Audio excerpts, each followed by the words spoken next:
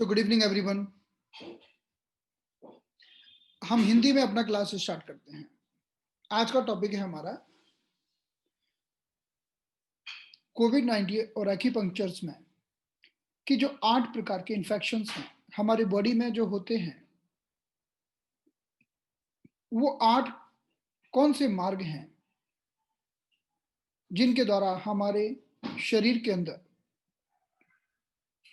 हमारे defensive system को cross करके बैक्टीरिया, वायरस और कोविड-19, इन्फ्लुएंजा, सार्स, अलग-अलग प्रकार के वायरस इंटर करते हैं। तो अभी हम पहले लेवल की बात कर रहे हैं। पहला लेवल यानी डिफेंसिव ची का लेवल। एक बार वायरस अंदर इंटर कर गया, फिर तो बॉडी के अंदर बहुत ज्यादा हीट और इन्फ्लेमेशन चालू होगा। लेकिन अभी जो प्राइमरी कंडीशन है, प्राइमरी कंडीशन में हमारे शरीर के प्रतिरक्षा तंत्र के साथ वायरस की लड़ाई हो रही है और उसमें क्या क्या लक्षण पैदा हो रहे हैं हम उनकी बात कर रहे हैं। तो हमने अपनी पिछली क्लास में बात की कि नंबर 1 बिंड कोल्ड, जिसमें कोल्ड प्लस प्लस होता है। नंबर 2 बिंड कोल्ड, जिसमें बिंड प्लस प्लस होता है। और नंबर 3 बिंड हीट, जिसकी बात हमने कल की थी। जब बिंड हीट का अटैक होता है यानी इन्फेक्शियस हीट का अटैक होता है, तो गले में infection, sore throat, tonsillitis, throat pen, pharyngitis और गले में अलग अलग प्रकार की प्रॉब्लम्स होती हैं।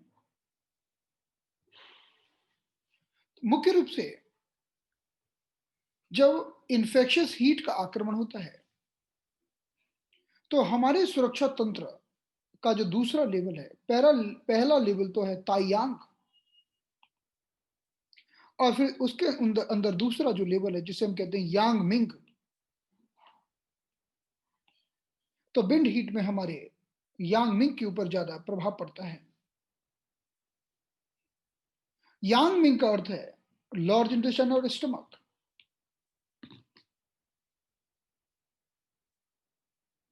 इसीलिए हमारा लार्ज इंटेस्टाइन और स्टमक चैनल प्रभावित हो जाता है। अगर हम स्टमक मेरिडियन का रास्ता देखें तो हम पाएंगे कि हमारे साइनस, गले और लंग से होता हुआ ये नीचे स्टमक तक जा रहा है। तो जब भी गले में किसी प्रकार का इन्फेक्शन होता है, तो हम बिंड हीट का इलाज करते हैं और इसका भी हमने कल समझ लिया था। कैसे हम फेरिंजाइटिस का इलाज करें, लैरिंजाइटिस का इलाज करें, गले में होने वाले अलग अलग प्रकार के इन्फेक्शंस का, सोर थ्रोट का इलाज करें, ये हमने कल समझा था। अब हम आगे की बात करने वाले हैं। अब आगे की बात में यह है कि चौथे नंबर का हमारा जो रास्ता है, जो चौथे प्रकार का इन्फेक्शन है, उसे भी हमने बिंड हीट की कैटेगरी में रखा है। लेकिन इसमें हीट बहुत ज्यादा होती है, इन्फेक्शन बहुत उग्र होता है, जिसे हम फायर पॉइजन भी कहते हैं। और ये इन्फेक्शन हमारे पूरे यांगमिंग को प्रभावित कर देता है। अब अभी तक तो टॉन्सिल्स में थोड़ी सूजन थी, थोड़ा इन्फेक्शन था, लेकिन अब होता है एक्यूट इन्फ्लेमेशन, एक्यूट टॉन्सिलाइटिस। गले में जो टॉन्सिल्स हैं फूल जाते हैं और गले में एडिनोइड्स होते हैं, वो भी फूल जाते हैं। तो गले के स्ट्रक्चर के फूल जाने से गले में रुकावट आ जाती है और श्वास ठीक से जाती नहीं है। और व्यक्ति जब सोता है तो एकदम से श्वास बंद होने से उसकी नींद बीच बीच में खुल जाती है, यानी जिसे हम कहते हैं स्लीप एपनिया। स्लीप एपनिया क्यों होता है? क्योंकि जब व्यक्ति सोता है ना, तो गले में कुछ ग्रोथ होने के कारण जब गले में एयर का आवागमन रुक जाता है, उसे हम स्लीप एपनिया कहते हैं। ये स्लीप एपनिया दो कारणों से हो सकता है। एक तो इन्फेक्शन हुआ वायरस का और उसने टॉन्सिलाइटिस कर दिया, फेरेंजाइटिस कर दिया, गले में एडिनोइड्स को बढ़ा दिया, एडिनाइटिस कर दिया और आने जाने वाली हवा के मार्ग में प्रतिरोध उत्पन्न हुआ। तो जब हम सोते हैं तो कुछ सेकंड के लिए श्वास रुकी तो एकदम से नींद खुल जाती है झटके से। फिर फिर वापस सो जाते हैं। तो ऐसा रात में कई कई बार रिपीट होता है। तो स्लीप एपनिया होने के कारण हाइपोक्सिया हो जाता है, ऑक्सीजन की कमी हो जाती है, ऑक्सीजन की कमी हो जाती है। तो स्लीप एपनिया होने के कारण क्या है कि जब कोई व्यक्ति रात को सोता है, माना कि कोई व्यक्ति रात को सो रहा है, लेटा हुआ है,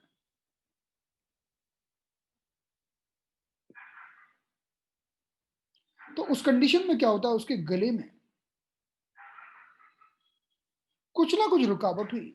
अब माना कि किसी की मेटाबॉलिज्म कम हो गई, किसी का वजन बढ़ गया, किसी को थायराइड हो गई और उसके कारण उसके अंदर गर्मी की हीट की कमी हो गई, यांग डेफिशिएंसी हो गई, तब भी हमारे स्ट्रक्चर जैसे जीभ मोटी हो गई और पीछे की ओर उसने धक्का मारा और श्वास नली को थोड़ा बंद कर दिया, तो वो भी स्लीप एपनिया कर सकता है। नहीं, स्लीप एपनिया का अर्थ है किसी भी चीज ने पीछे की ओर जाकर श्वास नली को थोड़ा सा, श्वास नली में थोड़ा सा अवरोध पैदा कर दिया। तो ये टंग है, अगर ये पीछे जाकर इसने थोड़ा सा श्वास नली में अवरोध पैदा कर दिया तो अटक जाती है श्वास। तो अगर किसी को क्रॉनिक स्लीप एपनिया है तो इसका कारण है कि उसकी मेटाबॉलिज्म कम हो गई है, स्ट्रक्चर थोड़े से शिथिल, लूज और ठंडे पड़ गए हैं, कमजोर हो गए हैं, बॉडी को उनको होल्ड करने की ताकत कम हो गई है, तो वो लटक लटक के रास्ते में रुकावट पैदा कर रहे हैं या फैट बढ़ गया है।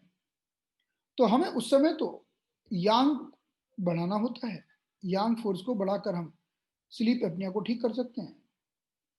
इस कंडीशन में अभी जिसकी हम बात कर रहे हैं कि वायरस ने इन्फेक्शन किया, कोविड-19 ने इन्फेक्शन किया और टॉन्सिल्स बढ़ गए,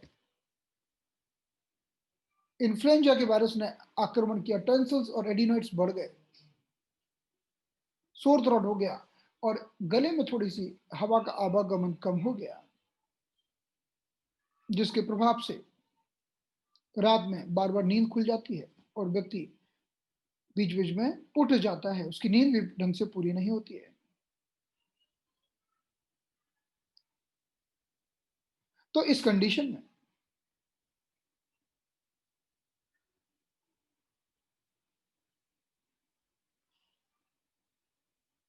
इस व्यक्ति को का हमें फायर पॉइजन निकालना पड़ता है। हम कैसे निकालते हैं? तो जब भी एलआई और एसटी पर आक्रमण होगा, हमारे डिफेंस सिस्टम पर आक्रमण होगा,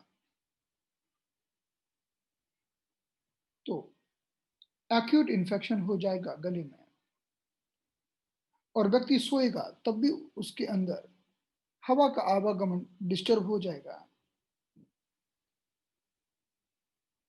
और ऑक्सीजन ठीक से नहीं आएगी। तो जब भी विंड हीट और फायर पॉइजन, ये विंड हीट बहुत ही उग्र है, इसीलिए हम इसे फायर पॉइजन भी कहते हैं। तो इसका इलाज करना हो या स्लीप एपनिया का इलाज करना हो, और स्लीप एपनिया में व्यक्ति के गले में रुकावट होने से वो काफी खर्राटे भी भरता है, इसे हम ऑब्स्ट्रक्टिव स्लीप एपनिया कहते हैं। या सोर थ्रोट हो गया हो, जो हो जाता है, एक्यूट टॉन्सिलाइटिस एडिनाइटिस हो गया हो और सोते समय डिस्कम्फर्ट हो, ये सारे के सारे सिम्टम होते हैं और फीवर भी आ जाता है। तो जब भी हम ऐसे व्यक्ति को ट्रीट करते हैं, पहले हमें गर्मी को, फायर पॉइजन को निकालना होता है, फीवर को ठीक करना होता है और गले को आराम देना होता है। तो हम विंड फायर पॉइजन को कैसे निकालेंगे? तो विंड जब हीट बढ़ती है, फायर पॉइजन बढ़ता है, तो उसको टेंसल्स तो बढ़ते बढ़ते हैं, फीवर तो आता आता है, लेकिन पेट में भी गर्मी बहुत बढ़ जाती है, पेट का लिक्विड सूख जाता है, पेट में गर्मी बढ़ जाती है। तो पहला हमें करना होगा कि सबसे पहले हम गर्मी का अटैक निकालें, विंड हीट का अटैक निकालें।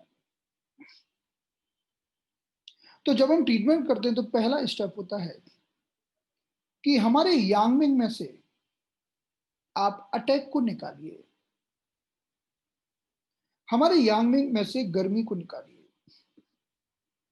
तो LI1, LI4, LI11 और स्टमक 44 को सेडेट करके ये काम करते हैं। तो लार्ज इंटेस्टाइन के 3 बिंदु लेते हैं, LI14, LI1 हमारे इंडेक्स फिंगर के टिप पर पाया जाता है, जो लार्ज इंटेस्टाइन मेरिडियन का पहला बिंदु है,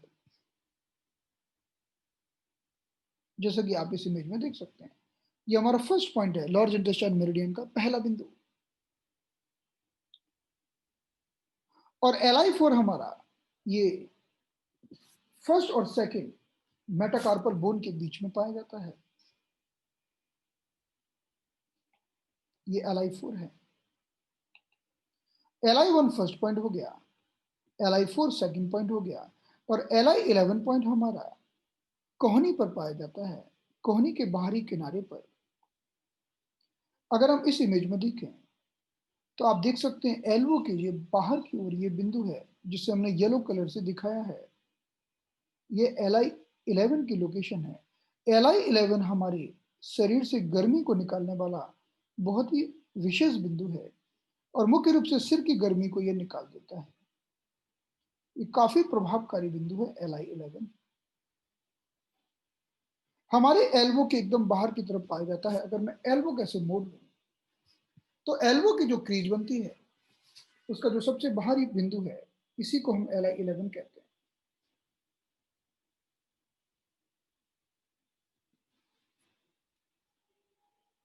तो जब हम 3 बिंदु को सेडेट कर देते हैं, तो पूरा का पूरा लार्ज इंटेस्टाइन मेरिडियन सेडेट होने से इन्फेक्शन से निकल जाता है। और इसी के साथ हम स्टमक मेरिडियन का भी एक पॉइंट हम ले लेते हैं।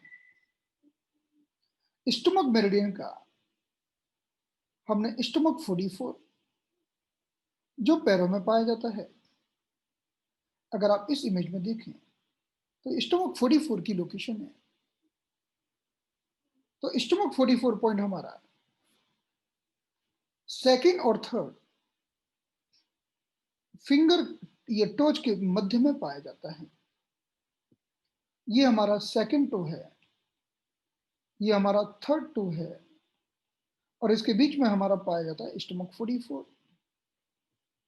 तो हमने LI1, LI4, LI11 और स्टमक 44 के द्वारा पूरे LI और ST यानी यांगमिंग को सेडेट कर दिया, ताकि इन्फेक्शन के कारण इसकी एनर्जी जरूरत से ज्यादा ना बढ़ जाए।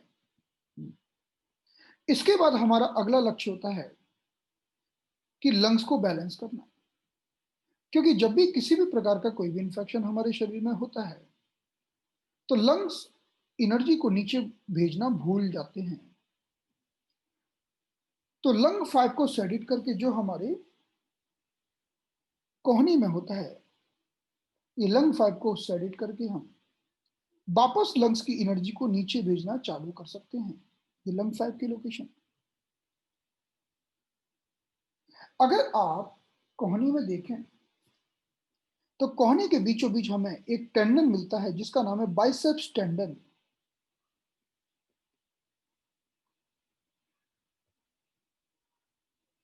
इसी टेंडन से थोड़ा बाहर की ओर आए, लगभग एक चुन बाहर, तो हमें लंग 5 की लोकेशन मिलती है।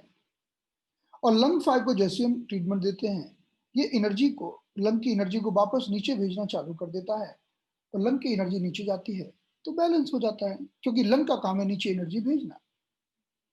इन्फेक्शन में वो नहीं भेजता तो लंग में ऊर्जा भर जाती है, तो व्यक्ति को लंग्स में बड़ा सफोकेशन होता है।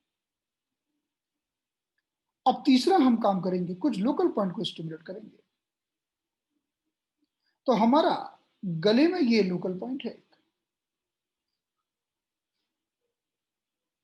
इसे हम बोलते हैं CB22। तो ये आप देखिए गले में खड्डा है, जब ये खड्डे के पॉइंट को दबाते हैं, जिसे हम बोलते हैं CB22,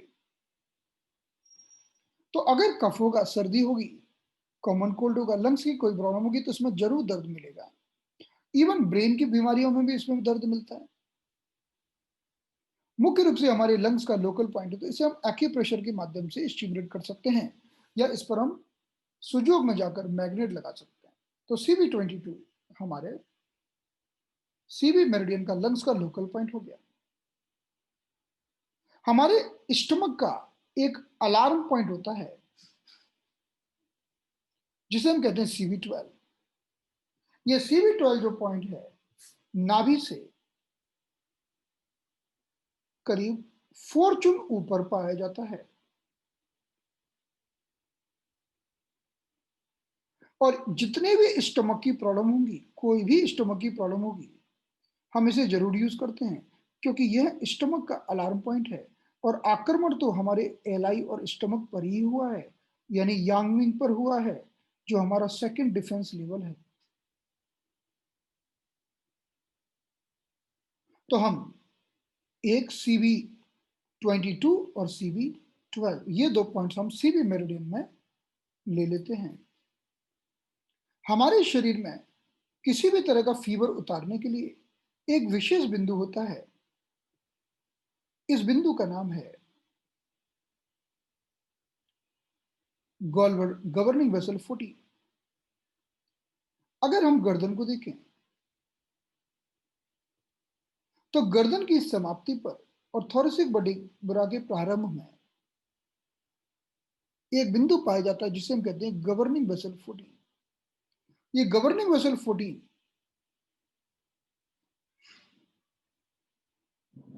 हमारे फीवर को उतारने का विशेष बिंदु है, क्योंकि हमारे जितने भी यांग चैनल्स होते हैं सारे के सारे इस गवर्निंग वेसल 14 को क्रॉस करके सिर की तरफ जाते हैं। तो एक पॉइंट को सेडिट करने से एक ही बार में बहुत सारे यांग चैनल सेडिट हो जाते हैं। जैसे कि आप किसी रेलवे जंक्शन पर खड़े हुए जहां से चारों दिशाओं से आने वाली ट्रेन होकर गुजरती है, तो वहां पर अगर आप कोई भी काम करते हैं तो एक ही साथ उसका प्रभाव चारों दिशाओं में हो जाता है। वैसे ही गवर्निंग वेसल 14 यांग मेरिडियन का एक क्रॉसिंग पॉइंट है। तो जब हम इसे सेडिट करते हैं तो फीवर में बड़ा आराम मिलता है, फीवर का विशेष बिंदु है। हमारे लंग्स में जब भी गर्मी बढ़ती है तो लंग्स का फायर पॉइंट विशेष भूमिका अदा करता है। अभी हम देखें, फायर पॉइंट को हमने लाल रंग से दिखाया है, इसे हम बोलते हैं लंग टेन। तो लंग टेन लंग का फायर पॉइंट है, इसे हम सेडिट कर देते हैं लंग टेन को। और लंग 11 हमारी थ्रोट का स्पेशल पॉइंट है। जब भी हम लंग 11 को सेडिट करते हैं तो गला एकदम रिलैक्स हो जाता है। तो इस आधार पर हमने इन सारे पॉइंट्स को लगा दिया। तो हमारा जो प्रोटोकॉल तैयार हुआ वो LI1, LI4, LI11 स्टमक 44, दूसरा लंग 5 लंग की एनर्जी को नीचे भेजने के लिए, गवर्निंग वेसल 14 फीवर को ठीक करने के लिए, CV22 local point, CV12 stomach का पॉइंट, और लंग 10 लंग 11 ये दोनों लंग के पॉइंट्स हो गए। इन बिंदुओं के माध्यम से हम क्या क्या ठीक कर सकते हैं? हम acute tonsillitis, adenitis, hypoxia, sore throat, इन सारी बीमारियों को इन बिंदुओं से ठीक कर सकते हैं जब ये बहुत ही उग्र रूप में होती हैं।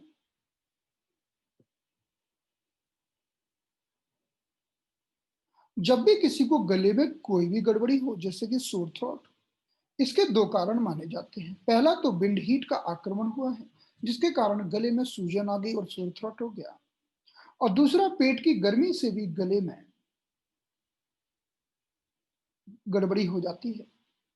तो जिन लोगों के पेट में हीट होती है, अगर आप उनकी जीभ देखेंगे तो जीभ के सेंट्रल में एक ऐसा क्रैक दिखता है, वर्टिकल क्रैक। और इस क्रैक की विशेषता होती है कि ये जीभ के टिप तक नहीं पहुंचता, पहले ही खत्म हो जाता है। अगर ये क्रैक जीभ के टिप तक पहुंच जाए तो ये घटना एक अलग घटना मानी जाएगी, फिर हम इसको इस पैटर्न में नहीं काउंट करेंगे। तो जब स्टमक हीट होती है तो जीभ के बीचों बीच सेंट्रल क्रैक मिलता है, और जब स्टमक हीट होगी तो भी सोर थ्रोट होता है। तो वायरस कभी-कभी स्टमक हीट पैदा कर देते हैं, स्टमक में इन्फेक्शन पैदा करते हैं और वैसे भी हमें पता है कि कोविड-19 वायरस के का पहला मार्ग है श्वास नली के द्वारा और दूसरा मार्ग है हमारे जीआई ट्रैक्ट के द्वारा। तो जीआई ट्रैक्ट के द्वारा भी ये प्रवेश करता है। फिर लोगों के पेट में गर्मी, नौसिया, वॉमिटिंग, डायरिया पैदा कर देता है। तो अगर पेट में गर्मी किसी और कारण से भी बढ़ी, जैसे कोई व्यक्ति हमेशा हरी करी बरी में खाना खाता है, तो अगर किसी भी कारण से पेट में उसको एसिडिटी है, गर्मी है, जो लोग तम्बाकू खाते हैं उनके पेट में भी गर्मी बढ़ जाती है। तो किसी भी कारण से अगर पेट में गर्मी बढ़ी हो, तो सोर थ्रोट होने की संभावनाएं बनी रहती है। तो सोर थ्रोट के दो कारण हैं, पहला विंड हीट है, इन्फेक्शन है, दूसरा पेट की गर्मी है। पेट की गर्मी से हो तो वो एसिडिटी वाला होगा या तम्बाकू खाने वाला व्यक्ति होगा या जल्दी जल्दी खाने वाला व्यक्ति होगा। तो हम पेट का तो स्टमक का हॉटनेस पॉइंट सेलेक्ट कर देते हैं और स्टमक 43 को सेलेक्ट कर देते हैं। एल आई फोर को भी सेलेक्ट कर देते हैं और लंग 11 को सेलेक्ट कर देते हैं। स्टमक 40 हमारे स्टमक का हॉटनेस पॉइंट है या लियो कनेक्टिंग पॉइंट है। 43 और 40 के द्वारा हम पूरे स्टमक मेरिडियन को सेलेक्ट कर देते हैं। एल आई 4 हमारे हेड और थ्रोट का डिस्टल पॉइंट है और लंग 11 हमारे गले का स्पेशल पॉइंट है। तो हमने ये 4 बिंदु के द्वारा पीठ को अच्छा किया और गला ठीक हो गया। तो हमने क्या-क्या समझा? विंड हीट का जब भी आक्रमण होता है, नंबर 1 विंड हीट के आक्रमण में गले में खराबी, फेरिंक्स, लैरिंक्स में इन्फेक्शन, टॉन्सिल्स की प्रॉब्लम हो जाती है। जब भी विंड हीट ज़रूरत से ज़्यादा बढ़ जाती है, फायर पॉइज़न हो जाती है, तो गले में एक्यूट इन्फेक्शन होता है, इवन हाइपोक्सिया हो जाता है। और कभी-कभी जब पेट में गर्मी बढ़ती है और उसके कारण गले में इन्फेक्शन होता है, सोर थ्रोट होता है। तो 3 प्रकार के हमने ये गर्मी के आक्रमण देखे। तो अभी हमने पहले समझ लिया है कि विंड कोल्ड का अटैक जिसमें कोल्ड ज्यादा, फिर विंड कोल्ड का अटैक जिसमें विंड ज्यादा, फिर हमने समझा था विंड हीट जिसमें गले में खराबी होती है, टॉन्सिल्स और आदि की प्रॉब्लम हो जाती है, फिर विंड हीट फायर पॉइजन जिसमें सारी घटनाएं बहुत ही एक्यूट कंडीशन की होती हैं, और सोर थ्रोट जो जीआई ट्रैक्ट के द्वारा होता है। तो हमने 5 पैटर्न समझे हैं। टोटल 8 इन्फेक्शन के पैटर्न हैं, अब 3 बाकी हैं। अब हम आगे की बात कल से करेंगे। हम ब्लैक कलर नहीं लगा सकते सभी पर, ऐसा नहीं कर सकते। हर पॉइंट की अपनी एक अलग एनर्जी होती है। तो चलिए हम अब कल समझेंगे, आगे की बात हम कल करेंगे। थैंक यू सो मच, मिलते हैं कल।